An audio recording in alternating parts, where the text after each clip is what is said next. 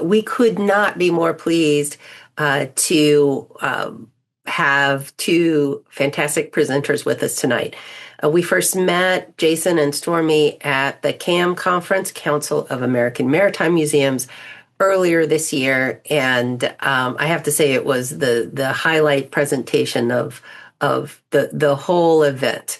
And it's because their work is, I think, really interesting and combines a couple of different aspects of maritime heritage in a really interesting way.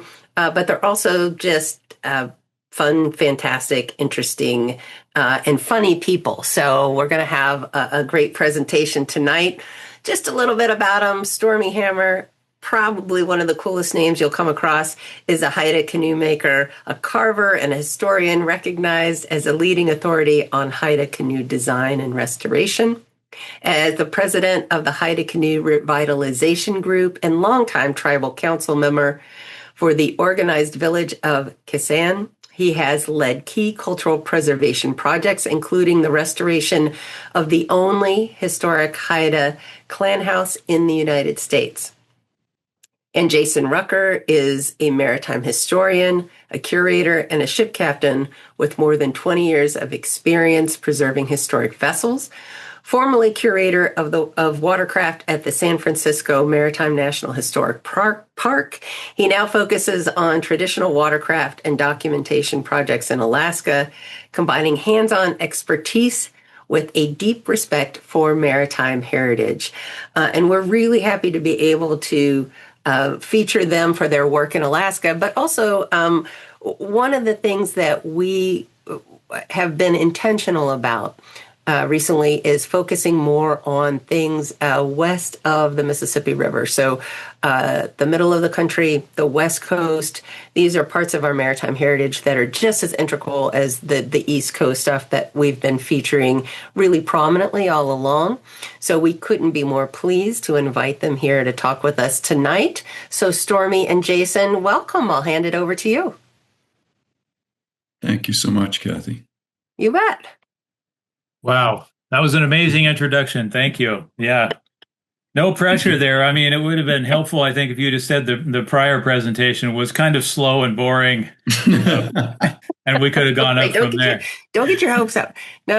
Yeah, go ahead, guys. Like I said, I'll monitor things as they come in, so we'll wait to the end for questions. But for our viewers, please feel free to submit as we go along. Great, thank you, Kathy. Stormy, you want to start? Sure, I'll just make a real short start here, but as mentioned, I'm Stormy Hamar, and I think you can see a picture of a canoe on the water here. If you look over the bow of that canoe, you'll see some little dots that are buildings in the village of Kasaan, where I live in Southeast Alaska, and where I first met Jason, my amazing partner in this crime. We have, we have different expertise, and we've come together in a good way here. And in this presentation, Jason is essentially my MC. So we're working hard to stay on track here. I don't always stay on track, and Jason is my guide. So take it away, Jason. We'll see how that goes in the Zoom format with the whole staying on track, but it'll be all right. Yeah, and as Kathy said, I'm Jason Rucker, and I guess the only thing I'd follow up with is that my work at the Maritime Park in San Francisco, was enormous in my life. And in terms of this project, one of the many really great things that I got to participate in at the Maritime Park was measuring and drawing the historic craft there, historic small watercraft there at the Maritime Park, measuring and with using a variety of techniques that we'll talk about tonight, and then drawing them for the historical record.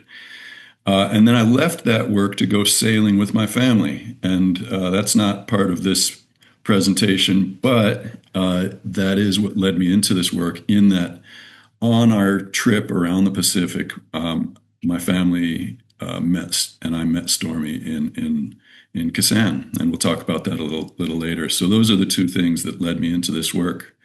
And there's our website there, and the QR code. We'll show those again at the end.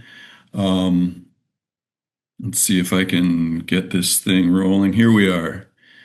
This is Stormy and I in the forest, April 2024 on Prince of Wales Island. We were with a group of our friends, our team, and we were in the forest in the presence of this ancient canoe. Really rough ancient canoe that's been there for at least 100, probably more like 125, 135 years. And it's rough, it's moss covered, it's had various, damage done to it over the years. But this canoe holds information and secrets to Haida boat building, Haida canoe carving that are not available anywhere else in the world. And so this canoe, we'll come back to this canoe, but there is a world of background that we have to cover. Stormy and I could try to keep this to 40, 45 minutes, but we could go on forever. But we have a lot to cover. We'll get back to this project, but on our way, there's a lot to cover. So without further ado, yeah, Stormy. Yeah, can I just interject on on the old canoe for just a second? I just want to state that it's really a bit of a miracle that this old canoe exists, like so many ancient things that survive. But this was found as a part of a logging operation. A timber company was going along here, checking their boundaries and flagging off these areas where they were going to take timber out. And, a friend and neighbor who has lived in Southeast for, many, many years and just all around good guy, he noticed, this is the main thing. He noticed that it was something different, and right away he realized that it was a canoe, and he flagged off, a number of acres, maybe about 5 acres around this, so that it wouldn't be harmed by the operations. And, my suspicion is many of these canoes like this have just disappeared into history without anyone even realizing that they had stumbled across something like that. So I just want to put a plug in for Dennis Pollock and, his, great human nature in saving that for us. There you go. That's a little bit of the backstory. And again, we'll come back for the rest of the story. So on this little voyage this afternoon, where are we going? Really broadly speaking, we're going to Southeast Alaska, where Stormy lives, to learn about the Haida canoe, the mission of Stormy's Haida Canoe Revitalization Group, and the documentation work we're doing to revitalize Haida canoe culture. Little context, if you can kind of see the coast there, that's the Pacific Northwest from Oregon, Washington, British Columbia, up to Alaska there. Most of our story takes place right there in Kasaan. And next slide, we'll zoom right in on that. You can see Kasaan there with the red circle. And that blue box is Haida territory, native Haida territory. Haida Gwaii is on the southern side of the U.S.-Canada border there. Haida Gwaii is a big group of islands. As you can see, they're far offshore there. And then Prince of Wales, where Stormy lives, and Kasaan is the rest of Haida country.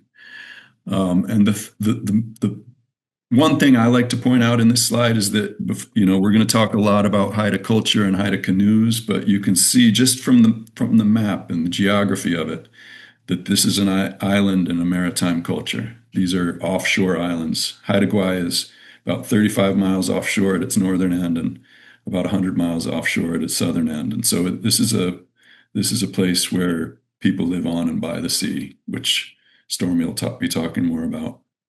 Anything else you want to add in there before we move on, Stormy? Oh, don't tempt me, Jason. Yes. Well, Jason said most of it, but I think I'll just point out that, some of these things I never really thought about because, I was just born and raised in this area and, grew up going to school in various types of boats and, one of them being a dugout canoe.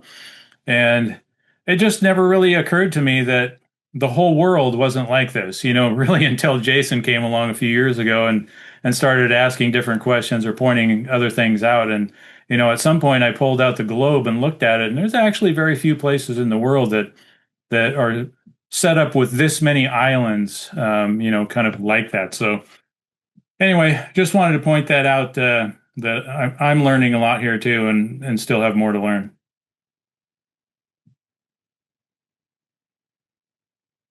Thanks, Jason.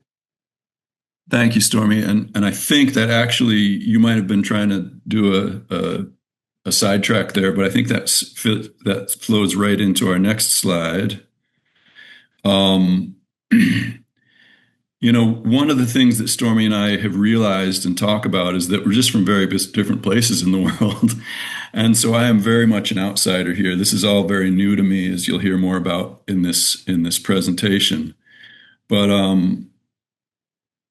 this is Stormy's village, Stormy's canoes, and where Stormy lives. And to Stormy, this is every day. But to me and my family, when we arrived in this part of the world, we were blown away by this maritime world, a place where people live on and by the water and survive by being mariners. It's still a place where there is a maritime-based culture and a need to be seafaring people. So really incredible place, just endless waterways, endless islands and bays, and islands within bays, and bays within those islands, and more islands within those bays within those islands. So it just goes on and on. So as an outsider, I was really taken as a maritime person with this beautiful maritime place. And yeah, it was not an everyday thing for us. So that's the world. That's kind of an introduction to that part of the world in terms of that way of life. Jason. Yeah. Well, you may have a spot for this, but I was just going to talk about the culture a little bit. On my ancestry on my mother's side is Haida, and that's the territory that I live in. And, I think the most up-to-date archaeological evidence suggests that, we've been around for at least 14,000 years in this area, and, who knows how much longer. And as a little kid, occasionally here in this video, you can see an island or a couple islands out there in the fog. That's where my family lived, on a float house, basically just a raft of logs with a little house on it. But it's, that's what I grew up on, and kind of the conditions. And you can see an island back there. We live behind that. Anyway, just kind of give you a little bit of an idea of the background on my story. Thank you, Stormy. We'll come back to more of that and flesh some more of that out as well. This is my family and some friends of ours in the carving shed, Stormy's carving shed, the very day that we met them. June 28th, 2021, I can remember because it was my wife's birthday. And Stormy, you want to tell a story? Well, maybe a little bit. I love this. You tell I love this story. It was a day that changed my life, although I didn't know it at the time. It was during the pandemic, and our community was pretty closed off. There just weren't people coming and going from the community. And one day I'm visiting with my wife, and a vehicle pulls up out in front of our house, and I get up and step outside and greet a couple people that stepped out of the vehicle, and they said, well, we were kind of wondering what was going on here. It looked kind of like an art place. And I said, yeah, well, we've got some stuff here, but we're not really open right now because of the pandemic. And then their next words were, well, we were just passing through on a sailboat, and I don't know, something clicked in my head, and I was like, okay, come on in. Well, let's look at a boat project. And so I took them out in my carving tent here, and we looked at this 30-foot dugout canoe that I was working on. And, Jason's not in this photograph because he was the one taking it. And he was actually really quiet through the whole thing. I didn't really hear much from him. There were some questions from the kids here during their visit. And mostly it was me just kind of talking and talking and talking. And, specifically, I had brought up this canoe that I had heard about up in a museum in Skagway at the north end of Southeast Alaska. And I was just really anxious to get up there and look at it and find out if it was the beauty that I thought it was. and hopefully get a set of lines drawings made. And I just figured I'd have to learn how to do that myself. I thought that's the way that happened. And as we were leaving the tent, someone, I think Jason's wife, said, "Jason, you need to tell this guy what you do." And then he says, "Well, this is what I do. I'm a professional lines drawings expert." I just kind of, I don't know what the technical term is there, but it was just this amazing magical thing. And Jason said, "Well, I'll get in contact with you after I get back home, etc." And I've heard those kinds of words, probably 1,000 times from visitors, and I didn't get my hopes up, but sure enough, he did. And here we are years later. I'll stop there. You take the rest, Jason. Here we are years later. Well, and again, two different perspectives you get in this presentation. And mine was, I had never seen anything like this. I didn't know what a Haida canoe was when we walked into Stormy's shed. And so to walk in here and see a 30-foot hand-carved dugout canoe, I was not talking a lot. I was kind of speechless. And so it's an incredible thing. And so then Stormy proceeded to tell us all about it. I like to joke that Stormy let us in because he hadn't had an opportunity to talk to any outsiders about canoes in a year and a half. And so he talked to us about canoes. And I was immediately blown away by the gracefulness of the craft, by Stormy's craftsmanship, by the history that he told us about, as well as by the mission that Stormy has to try to continue to carve canoes, to get better at carving canoes, and along the way, try to help everyone to better understand Haida canoes and to bring them back to the central place they have in the culture. We'll talk more about all that, but it was a life-changing day for both of us, and fortunately, my wife gave me the nudge and encouraged me to follow up quickly with Stormy, and we were off and running. It was a great day and a great time. Before we get too much more in, we got a lot to cover, and we're going to do a little, as Stormy said, there's thousands and thousands of years of history of the Haida people in this part of the world, and we're going to cover that in a couple of slides, so it's going to be necessarily brief. But we need to kind of get that background for you to understand the context of what's going on. Stormy, you want to give a sense of some of that? Well, sure.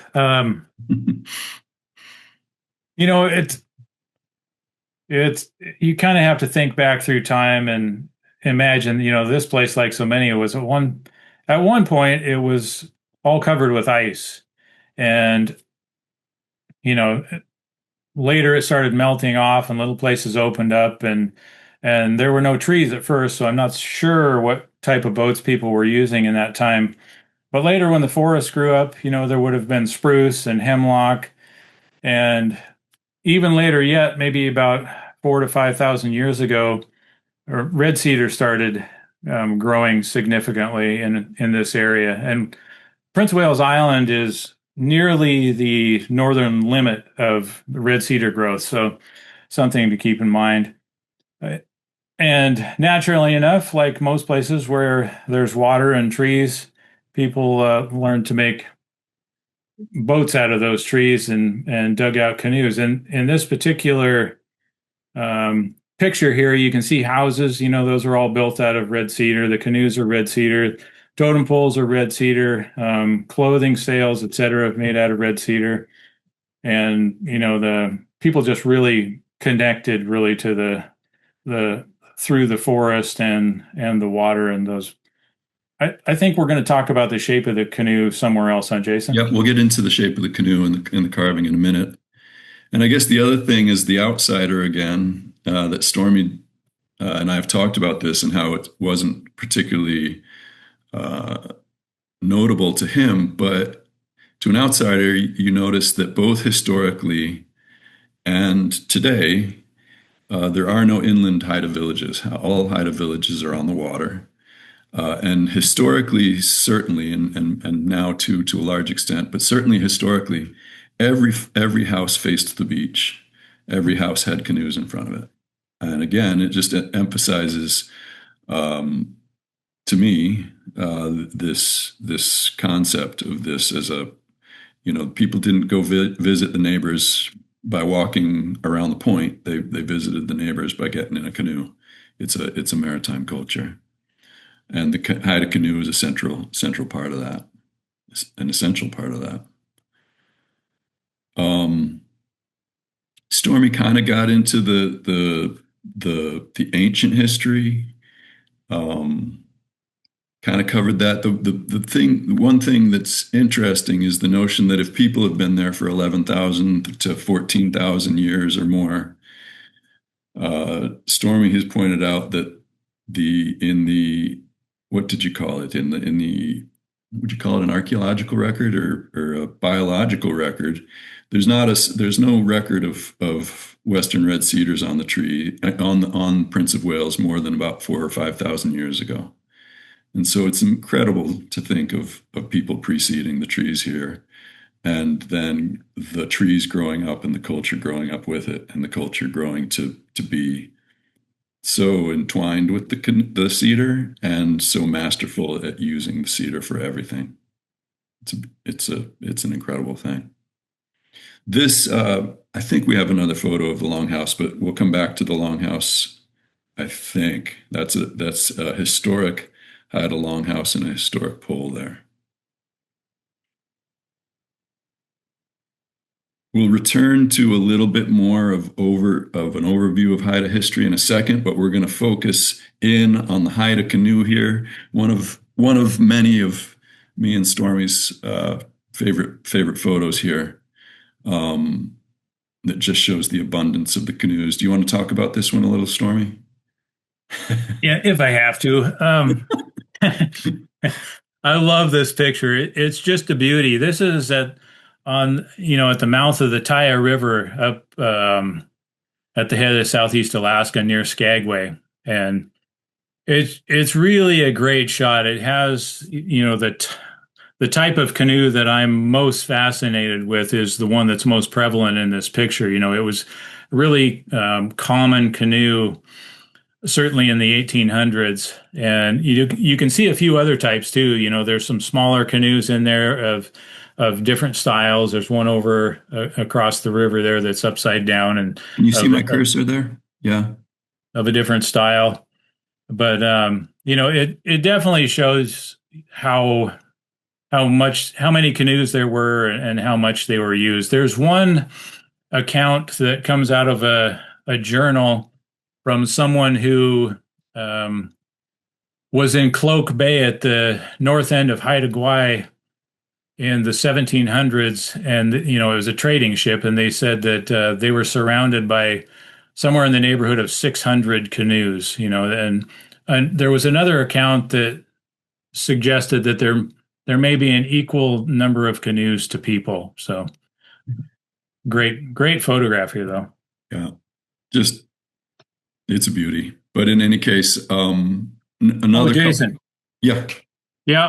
One other thing about this, the small canoes that you see in this photograph are probably made out of spruce, whereas these other larger ones are made out of red cedar. And that's significant because this is several hundred miles north of the northern extent of red cedar growth. So, these canoes traveled there for various reasons. They were traded north, or people were just using them to transport to go up there to work, or things like that. So these canoes really covered a broad range of territory and everyday use.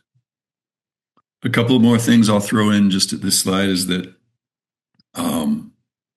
there was, as Stormy said, there was a range of sizes. And in this style of the Haida style canoe, there was a smaller canoe that was used for inshore fishing and work. And then there's a canoe that Stormy has been kind of most focused on, which is about 30 feet long. And it's most of what you see in the foreground of this photo is these typical, about approximately 30-foot long working canoes that were used for everything.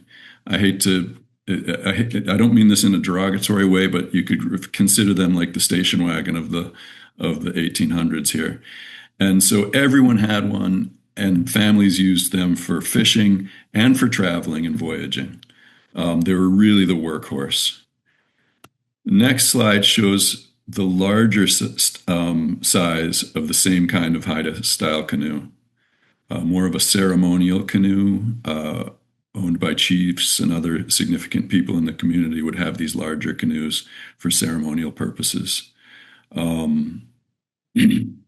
make a comment on that one, Jason. Thank you. These different styles kind of within a category. This fancier canoe, the ceremonial canoe, as Jason called it, and it's been called by other names, but generally there's some fancy work on it. You can see the paint job is really nice and elaborate, whereas the work canoes generally didn't have that. And so I say that because it was the fancy canoe that tended to be collected, and what tends to exist in museum collections today. And there aren't that many of them, but there are a few. But really, the one that was most prevalent historically is incredibly hard to find. So far, we've only come across a couple of them in collections. There's one I can think of in the Burke Museum in Washington, and there's the one Jason and I checked out up in Skagway at the museum. It's just a beauty. It was even one of the ones that was in that photograph we just looked at. More on that coming up. I guess another point to get across here is, as Stormy said in that previous photo about the canoes being hundreds of miles from home, these canoes were both voyaged hundreds of miles up and down the coast, up into northern Alaska, as well as down the coast as far as California, at least. And so they were really ocean-going vessels. And the other thing is that they became so well-known up and down the coast that they became adopted by other people. And so these canoes became a commodity. They were traded and sold up and down the coast, all the different sizes. This is another great photo, and it's just fun to throw in there. The canoes were paddled, they were rowed, they were poled, and they were sailed, and they were capable seaworthy vessels. Anything you want to throw in there, Stormy? Sure. It appears in this photograph that those are probably canvas sails, and of course those kind of suggest the time when this photograph was taken. Of course, there were no cameras before that as well, so no photographs. But before canvas became an option, there were a couple different types of sails that I've heard about, and it sounds like probably most of the sails were woven out of cedar bark and possibly a few other materials, and there's one other type that was said to have been made out of split, really finely split cedar planks. So and then stitched together, a little bit like a blind or something like that you could pull up. And you'll notice on this canoe here too that there's something on the stern, on the right-hand side of the screen there. It appears to have an aftermarket rudder. Before a certain time, you wouldn't have seen a rudder. It was been simply a steering paddle, but someone has added something onto this canoe.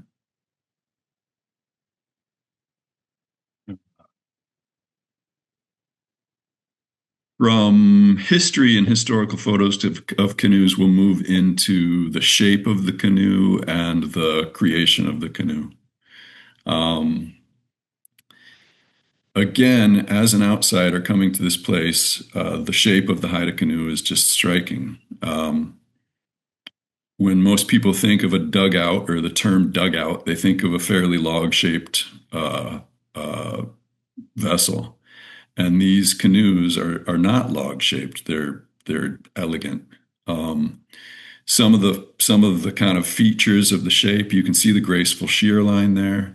This is actually, as you probably picked up in some of the other photos, this is the bow of the boat on the right-hand side of your screen there with this interesting notch. That lower part there, I don't know if you see the my cursor there, but that lower part, it's about an inch thick all the way back. That wedge shape there is about an inch thick and is just made to cut through the water really cleanly. And then this flare here, designed to shed the water, just a really elegant bow. Um, and it's a broad, open boat rather than a log-shaped boat. You want to throw in there, Stormy? I've got other photos of this canoe to show shape as well. Yeah, are we going to talk about yeah, we'll talk about the process here in a bit, I Yeah, we'll suppose. talk about the process. This is a shot of the stern of the same canoe. This is Stormy's 30-foot canoe, and this is a shot of the stern of that canoe. Again, a really fine stern that has a flare. I think I've got one other photo of it that just shows that graceful shear line there. Just a gorgeous canoe. I guess another thing that I'll throw in here is that looks like a large vessel. That's a 30-foot canoe, and the sides of that canoe are 3/4 of an inch thick. And when this is the launching day of that canoe, I got to be there for that. It was a beautiful thing, and two people lifted that canoe up. They were much bigger guys than I am, but they picked that canoe up. So this is not it's just an elegant thing. It's really light and really graceful. I'll leave it at that for now. The creation of this canoe, Stormy. Right. Well, you can see, you can visualize a little bit of it here. Essentially what happens is, you're shaping this canoe into kind of a canoe blank. And so the outside is shaped and then the inside is hollowed out. But I'll give you this photo here. sure. And so, once you can see the photo on the left, that's just the outside kind of nearly shaped, and then on the right there, the inside nearly hollowed out. But once it's all hollowed out, and this is one of my crew members um, helping me with this project. But once it's all hollowed out, then the entire thing is heated up until the wood becomes soft and pliable. And basically the way that happens is, we take it to the beach because there's lots of good resources there, water, driftwood for firewood, and stones. So you heat up a bunch of stones in the fire until they're just glowing hot, and place them down into about. Let me interrupt. Okay, go ahead, Jason. We're gonna go through this whole thing, but I just as the outsider, I gotta. Yeah, I should I preface it or should no? We're just going to go ahead and I'll give my outsider's view in a minute here. You go ahead, Stormy, and I'll get the prop going. Sorry. All right. So you got a fire, you got rocks, you got water. Yep, and you can see kind of what's happening there, generating a lot of steam, and it's a little bit dangerous, but you've got the canoe and you're supporting it under the ends. This is a paper canoe. Yeah, Jason is supported under the ends, demonstrating with the paper canoe. So, you've got 4 or 5 inches of water in the bottom. You place these hot stones in there, and you'll hear them kind of boiling the water violently. And as they cool off, you'll trade them out for some fresh hot ones. Meanwhile, keeping the entire canoe covered up. In the old days, it would have been with woven cedar bark mats. Probably the same ones they were using for sails. And nowadays we got the magic of kind of a hardware store tarp or a piece of plastic. Just put it over there to contain the heat.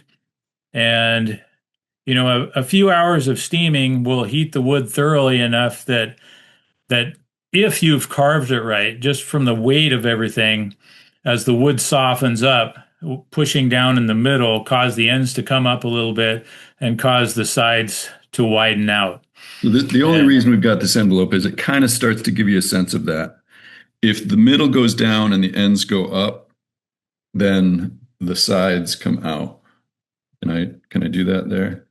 Oh, yeah, you can. How about that? So Yeah. if the bottom goes down and the ends come up, the sides have to come out. The thing is, if it's important to remember that if you don't carve it right, then what happens during the steaming process is either it doesn't change shape or it doesn't change shape the way you want it to, or you develop some type of large crack or multiple cracks in the canoe. So I'm bringing that up because part of why we're looking for the ancient canoes in the forest is because this pre-steamed shape is critical to carving the ideal Haida canoe, the one that is as good as the masters built in the old days. And I guess now I'll interject with the outsider's view that while this is a normal everyday thing in the creation of canoes, as a person who's been into boats my whole life and has been into to preserving old boats and building boats, etc., this notion of steaming an entire boat was kind of mind blowing for me. In traditions all over the world, most boat building traditions, people steam bend parts of boats, whether that's planks or frames, coamings, etc., things that have to take a hard bend, and everybody's pretty familiar about that. Even though those are pretty high end skills to be able to do those things in the boat building world, and it's even when it's parts of boats that are being steamed, it's viewed with a little bit of mysticism. But the idea that the entire boat is steamed and transformed, to me was kind of incredible. We have another way of looking at that here to try to kind of illustrate how this works. This is a model we made of an unsteamed canoe of Stormy and his families. This is an 18-foot canoe, and you can see that it is fairly log-shaped. If we make sections through that canoe, you can see the different shapes of the different parts of that canoe. This is how we get into, this is kind of how we make lines drawings. We make a line at the intersection of each of those planes with the canoe, and you can see, when we get rid of those planes, you can see how that unsteamed canoe is very cylindrical and log-shaped. It is not that graceful open shape of the finished canoe.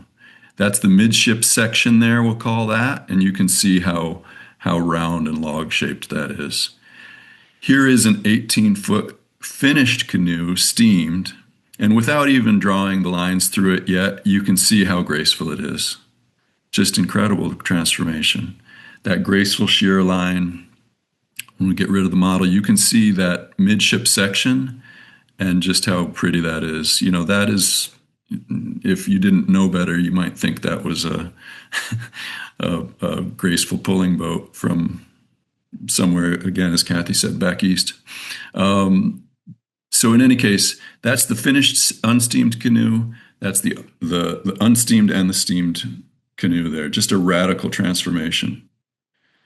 If we overlay those two midship sections, the unsteamed canoe is about 1.5 feet across, the sheer there, and the finished canoe is over 3 feet wide. So that's more than doubled in that size of that opening at the sheer there. Just an incredible transformation, and that's just looking at the midship section. The whole boat, as you can see, in a very kind of crude way, with the whole thing is moving. The whole shear line is moving. The ends are. It's incredible.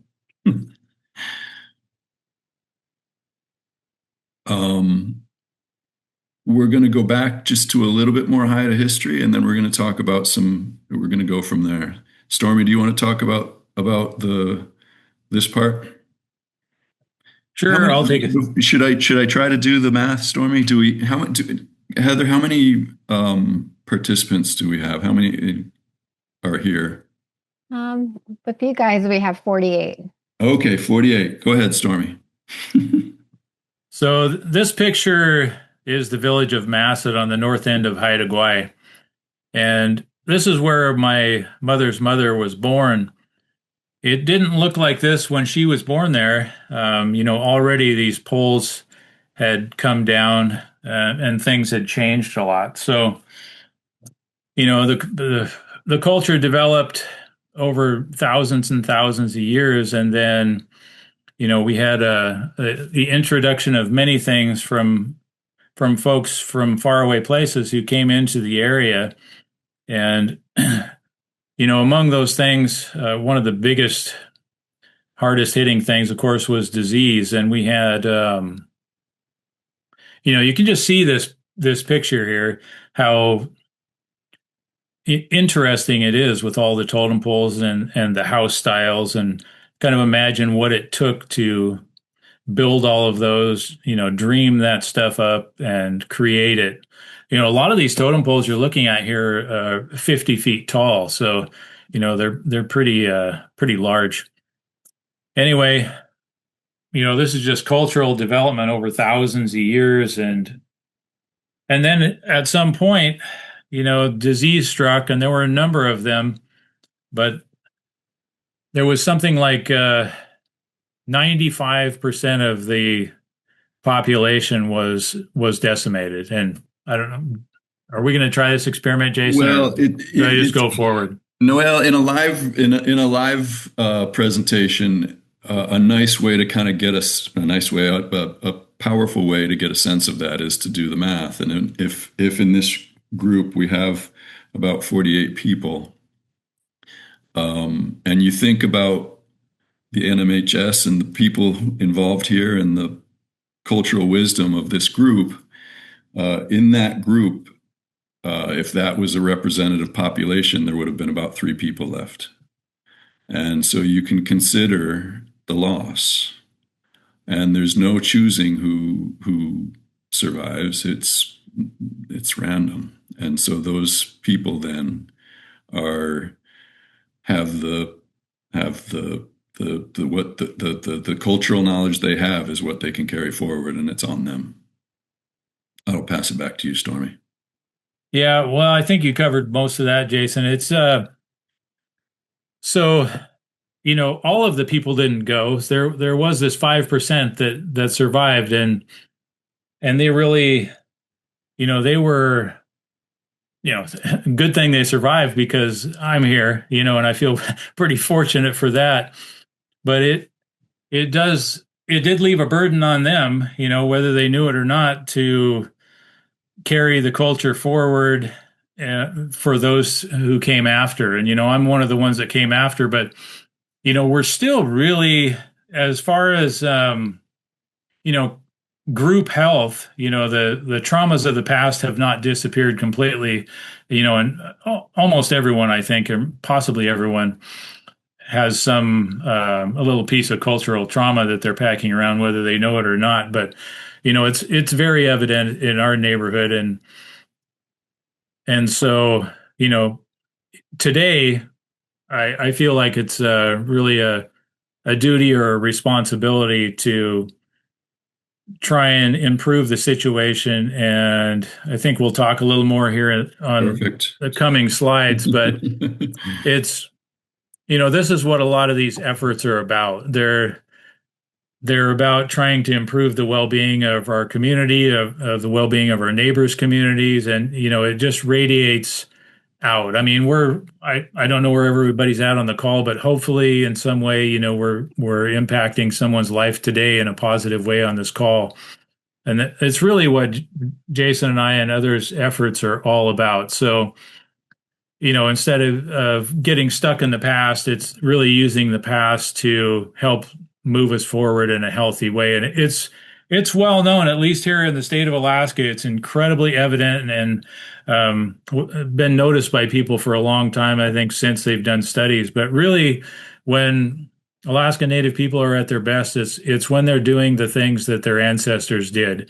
And with the canoe as really a foundational element of the culture, it, in my head at least, just made sense to put a lot of focus in that and try and relearn what the old professionals, the old masters knew about canoe making, so that we can revive it within the culture. And it, these aren't fake grins by these people in the photograph on the left. I mean, it really just feels good to people when they see it happening, or when they participate or talk about it, any of those things. It's really healthy. So, we're trying to spread that essentially, from here on out to wherever we can reach. Stormy Stormy created the organization that is doing this work, the Haida Canoe Revitalization Group. And that basically what Stormy just said is the whole mission is to revitalize not just the canoe, but the broader culture. And that's the message that I got from him the very first day I met him. And it's powerful. Stormy's organization, Haida Canoe Revitalization Group. Should I just go through these, Stormy? Sure. Carve new canoes. Stormy's carved, is it 5 canoes now, Stormy? Well, working on the 5th one right now. All right. This is the launching of that 30-foot canoe. They carve new canoes. Another big part of the mission is voyaging in canoes. So getting the canoes in the water and traveling around Southeast Alaska with large groups. Again, really powerful. And the third part of it that I've kind of jumped in on is the studying of historic canoes. There are historic canoes around the country and around the world, and Stormy has been a lifelong student of the canoe. In that very first conversation that Stormy and I had, he introduced me to 2 of the challenges for him. One is the loss of connection with the old master carvers, as Stormy talked about, the loss of people. If in the 1800s there would have been canoes carved every year in every village, that's just not the case anymore. And so the carvers today have some people they can look to, but there's a lot of learning for themselves. In the absence of those master carvers, the historic canoes themselves that are collected or still around can be instructors and can be a place to learn. Those canoes, though, most of them are in museums across the country and are inaccessible to a carver like Stormy. I like to call this one the world's most famous dugout canoe. This is in the American Museum of Natural History in New York City. 63 feet long, 8.5 feet wide, carved from a single Western red cedar tree, and just a masterpiece. And yet, any real understanding of the shape of that canoe is fairly impossible for Stormy in Alaska. And even if you get to the museum, I go there anytime I can get there, but there's no way to study it in a real way, for the way that a carver would need to. The work that we have been doing since we got together and started scheming, we've started talking about the Haida Canoe Documentation Initiative. And the goals are to document historic canoes, share that documentation with carvers, and work with today's carvers to better the craft through the understanding of these historic canoes. That very first conversation Stormy and I had, he talked about his dream of the 30-foot canoe and making one. And he said he had heard about a canoe in a collection in the Skagway Museum, Skagway, Alaska, one of the few in this 30-foot realm that are preserved and on display. Stormy talked to the curator there. She got really excited. Judy Munns in Skagway got really excited and found a way to bring Stormy and I to Skagway. And this particular canoe we're measuring with a total station right there. We measured about 800 points inside and out. And from that, we're able to make a 3-dimensional model and a really elaborate lines plan. We made 6 pages of drawings, which might seem like a lot, for a simple canoe, but we were really excited about this canoe. So we made 6 pages. I've got a few of them here. This is a lines plan, which really, to someone who can read a lines plan, it really shows the shape of the canoe. It's 3 different views, kind of like topo maps that show the shape of that canoe. One thing we're able to do when we measure the inside and the outside is it's really rare to measure at this level both the inside and the outside of a boat. But with a canoe, you can do that. And that allows us to make these cross sections to see the thickness of the canoe and the shape inside and out of the canoe anywhere in the canoe. So that's really instructional. So now Stormy has an example of the classic 30-foot Haida canoe that is kind of the dream. But of course, since you all know all about Haida canoe carving now, you remember this part of the problem where if Stormy wants to create this graceful, finished Haida canoe, he has to know this pre-steamed shape. And that pre-steamed shape is not in any museum anywhere in the world. And it wasn't recorded, measured, drawn at any time in the historical record. And so this is a bit of a mystery. And while today's carvers are figuring it out and have had some guidance from elders, it's still a bit of a mystery figuring out the perfect shape.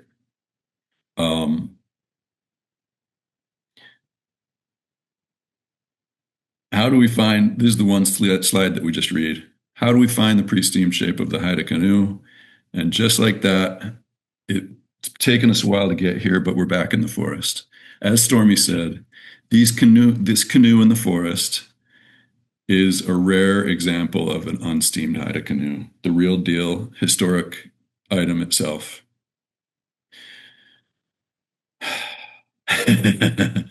So we're finally back, and this is what we came here to talk about tonight, and we're going to make it quick so that we can get to the questions. But the Kasaan Canoe Documentation Project, unlocking the wisdom of this ancient canoe, we applied for and received a grant from the National Park Service administered by the state of Alaska.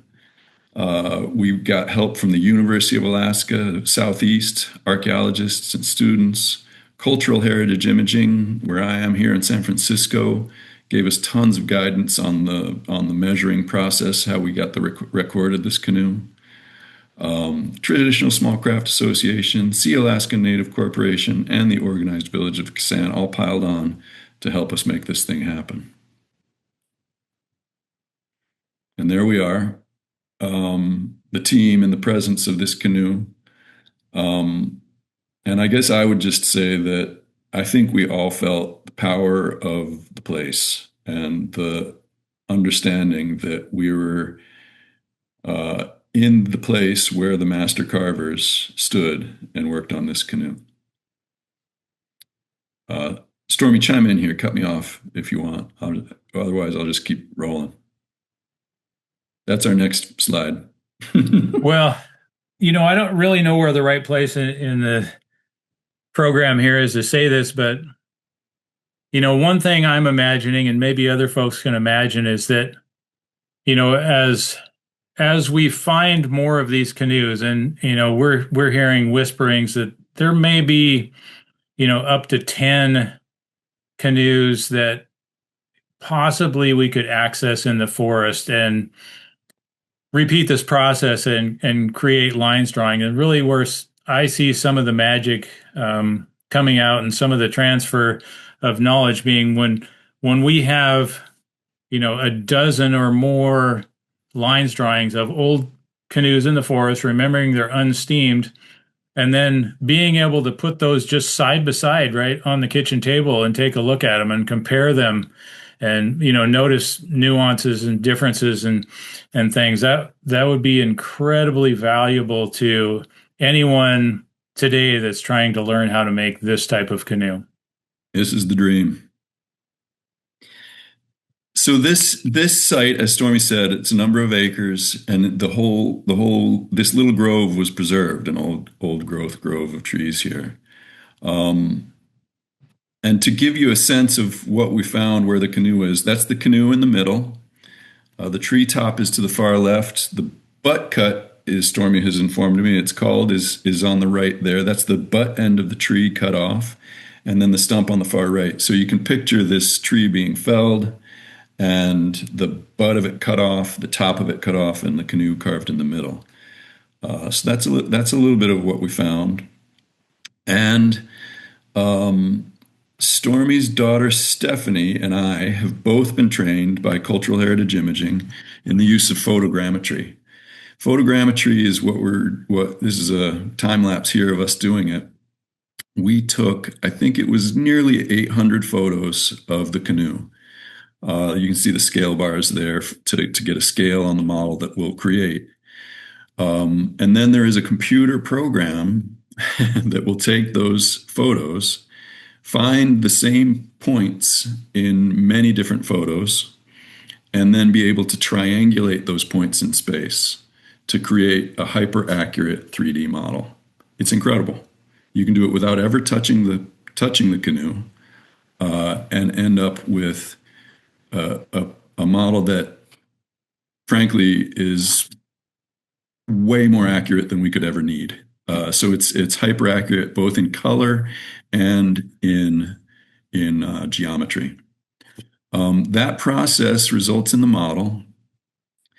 If this is our model on the right-hand side here, more interestingly, I think, though, is that, or more kind of as an instruction as to how photogrammetry works. On the left-hand side there, each one of those little blue squares represents where the camera was when a photo was taken, and it represents the photo that was taken there.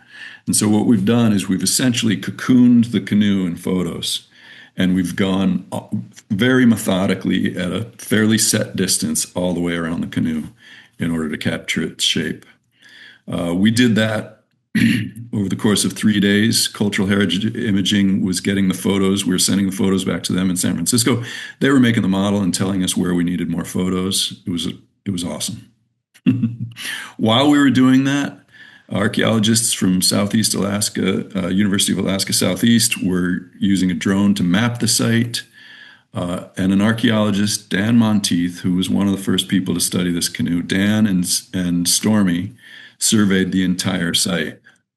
And I'll let Stormy tell a little bit of that, but I guess you can go ahead, Stormy, and I've got this graphic for you when you want it. Well, yeah, it's just interesting. You know, Dan started calling it the Haida Boatyard, and I kind of like the sound of it, but you know, it really is the kind of the largest canoe making site that we're aware of. You know, generally, when you find a place where someone made a canoe, you'll find a stump, an empty space, and a tree. And you know, I found a few of these over the course of my life, but they're always alone. But in this particular case, there are 7 large red cedar stumps, and you know, where people have cut trees down before, and not everyone is missing. There is one where there's a piece of a log still in place. It looked like they started cutting it off, and who knows when all these things happened exactly. But for some reason, work stopped on that one, and work stopped on this canoe before it was finished. But with the other ones, there's just a missing space where the canoe was taken away to the water. And I think, Stormy, you said that there were, was it 6 stumps? 7. 7 stumps. So in this grove of trees where we have found this one canoe, there are 7 stumps of other canoes that were built. And again, it was a powerful moment to see those spaces, that 30 to 50 feet to 60 feet between the treetop and the butt cut where the canoe would have come from.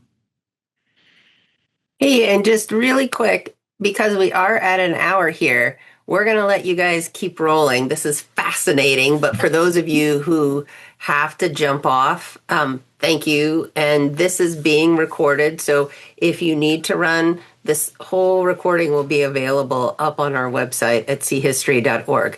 But with that, Jason and Stormy, please continue. Thank you, Kathy. You bet. Keep going.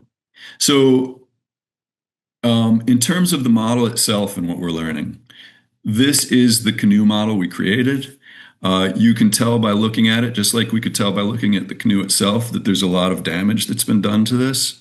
Rot, there's trees that have fallen across each end of it. There's splits down the length of the canoe, both vertically and horizontally. Even so, there's a lot of the shape left that we can learn from. We can take this canoe.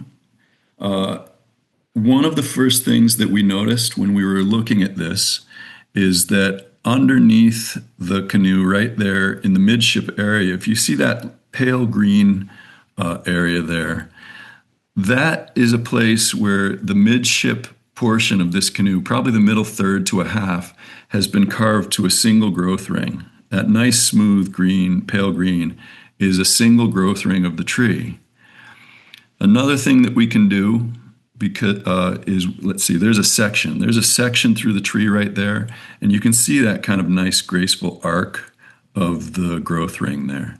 So it is a very kind of a cylindrical, that pre-steamed shape. Another thing that we can do, because we made a model of the butt cut and we measured the treetop, is we can create an estimation of what that tree looked like that the canoe came from. This has never been done before because nobody's ever been able to find a site like this.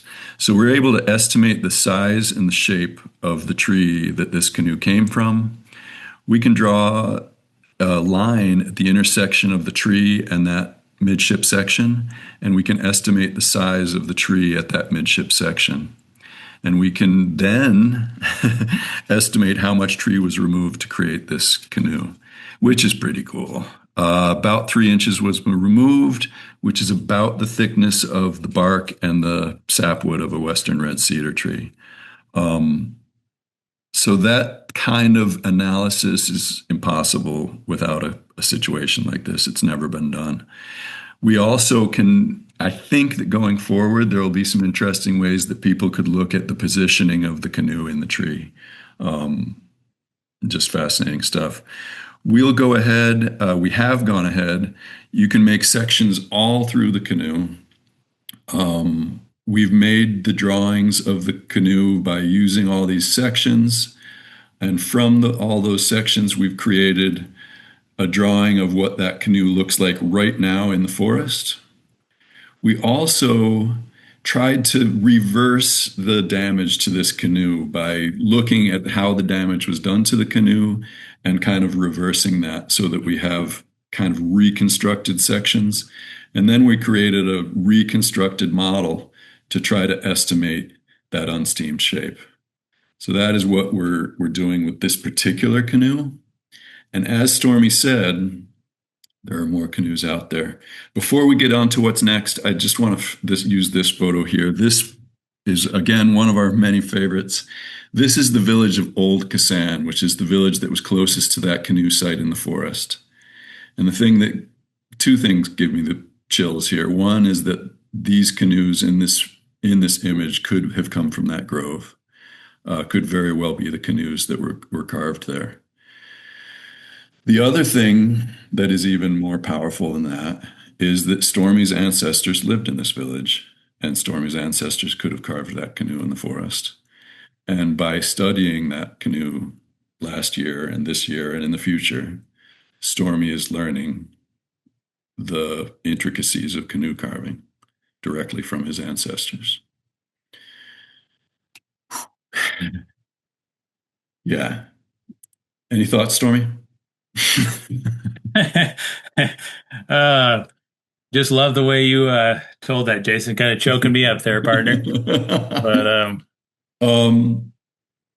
what's next? As Stormy alluded to, there are other canoes in the forest, and we have recently been alerted to about at least 8 other canoes, and we have the opportunity to go and see those canoes and measure them.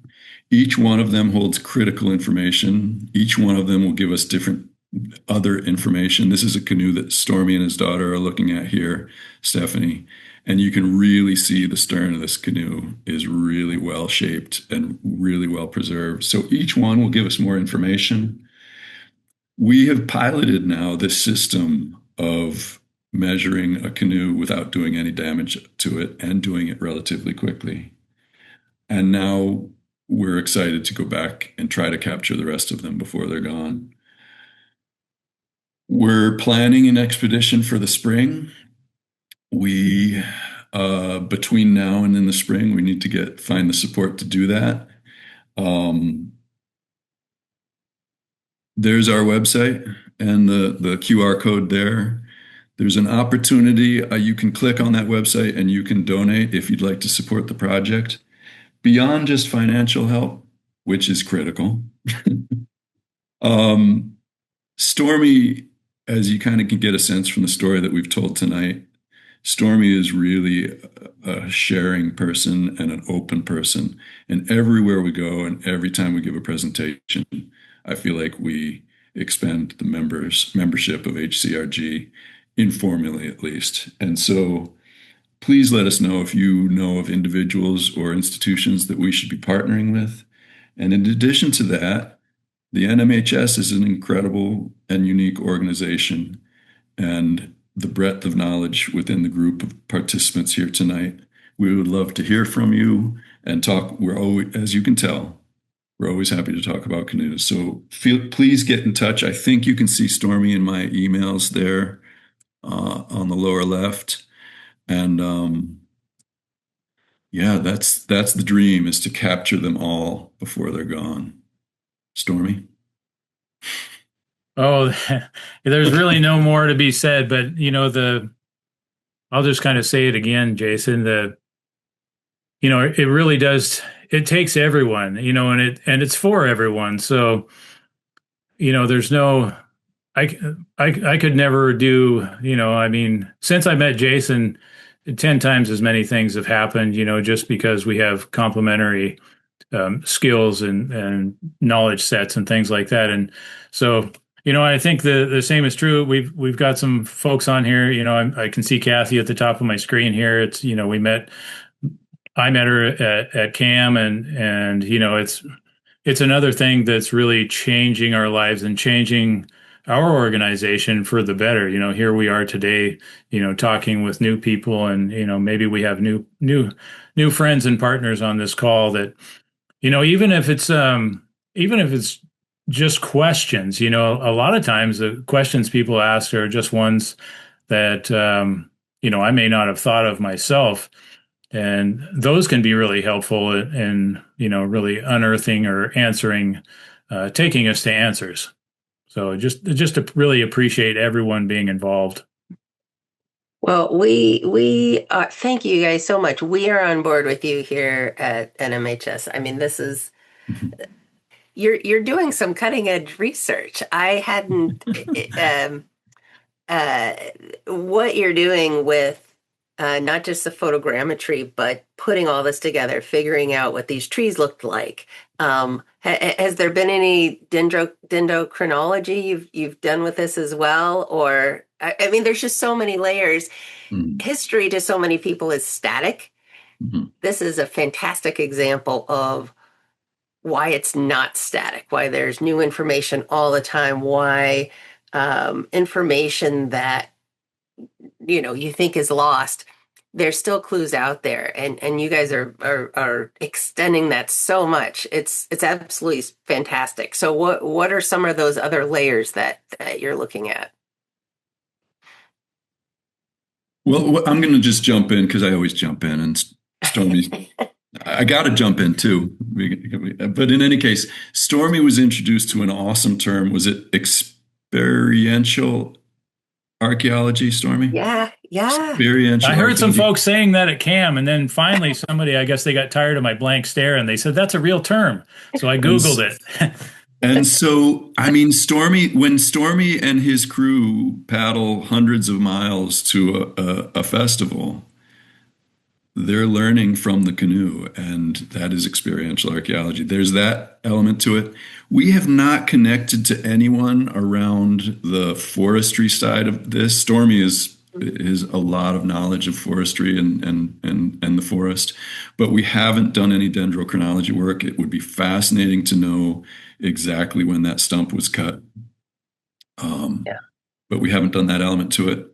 But I like to think that every part of this, from researching the canoe in the forest, carving the canoe in the shed, paddling the canoe, sailing the canoe, all that stuff, it all is a cycle of learning Yeah. that Stormy and his family are getting. And as I like to point out to Stormy, his kids grew up in a village, in the village of Kasaan. His kids grew up in the village of Kasaan without canoes.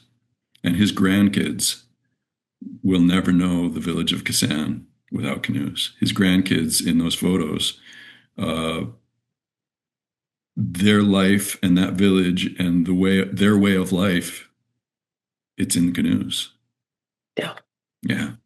And from that 5% that, was able to take that little bit of knowledge, you're adding so much of that back through archaeology, through technology, through that experimental archaeology and carving this. It's phenomenal. It's fantastic. And it's the kind of thing that should be featured much more widely. So hopefully this is just a first step in that. Again, thanks to you all for finding the Council of American Maritime Museums in the first place. And that was a really important step to come all the way to Pensacola, Florida to share this story. And I'm so pleased that we can feature this here. You answered a lot of our questions in your presentation. That was really well done and structured.